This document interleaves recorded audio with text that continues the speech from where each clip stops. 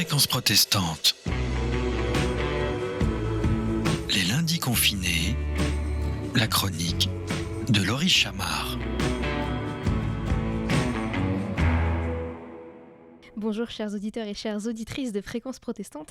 Alors cette semaine, en parlant un peu virtuellement évidemment avec des amis, je me suis rendu compte qu'on avait un peu tendance à confondre les jours. Non pas qu'on oublie les dates, et pour ça on peut remercier les géniales autorisations de sortie fournies par notre gouvernement, mais plutôt qu'on a tendance à enchaîner les jours qui se suivent et se ressemblent.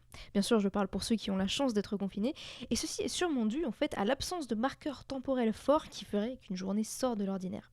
Quoi qu'il en soit, la semaine dernière, le 21 avril, est passé quelque peu inaperçu, surtout en France, où vous allez me dire qu'on s'en moque royalement, mais c'était l'anniversaire de la reine d'Angleterre qui fêtait ses 94 ans. Et alors qu'il est d'habitude célébré en grande pompe, les canons n'ont même pas été tirés, la reine trouvant cela un peu déplacé de faire la fête alors que tant de gens souffrent.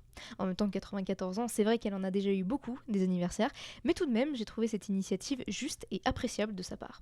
Cette légère fascination que vous avez pu apercevoir pour la couronne britannique m'a conduit il y a quelques années à faire un échange universitaire dans le nord de l'Angleterre, tout près d'un petit village de campagne du nom d'Eyam, avec une histoire assez incroyable qui nous rappelle que des gens ont vécu une situation similaire à la nôtre il y a des années déjà. On se retrouve en 1665, au moment où la grande peste de Londres sévissait durement, mais avait largement épargné le nord de l'Angleterre. Enfin pas tout le nord, puisque la maladie parvient à se faufiler à Eyam. Le patient zéro, c'est un assistant tailleur qui se rend à Londres pour acheter des habits que la noblesse ne voulait plus.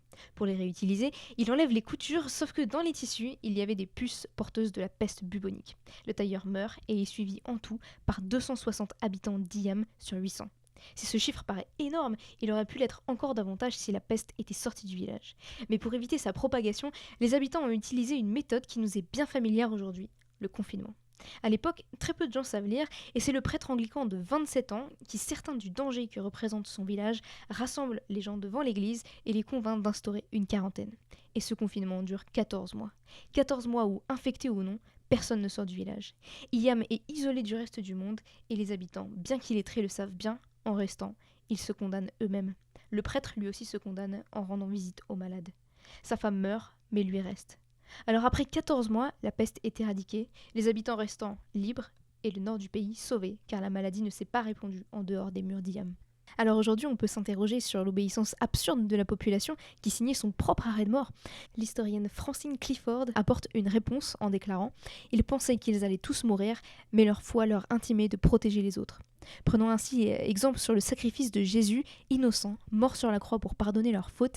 Il décide de se sacrifier pour le reste du nord du pays, et bien que se sachant non malade, il reste chez eux. Le dévouement de cette population fait réfléchir et peut nous paraître lointain. Et pourtant, nos ancêtres d'Eyam ont bien des choses à nous apprendre sur la solidarité et l'esprit de communauté que nous sommes en train d'expérimenter à travers l'exact même moyen qu'eux, le confinement. Même si on le sait, c'est difficile. Difficile d'avoir l'impression de vivre la même journée inlassablement, et très peu appréciable de célébrer son 94e anniversaire seul et sans canon. Mais c'est sûrement grâce à cela que notre quarantaine, espérons-le, ne durera pas 14 mois.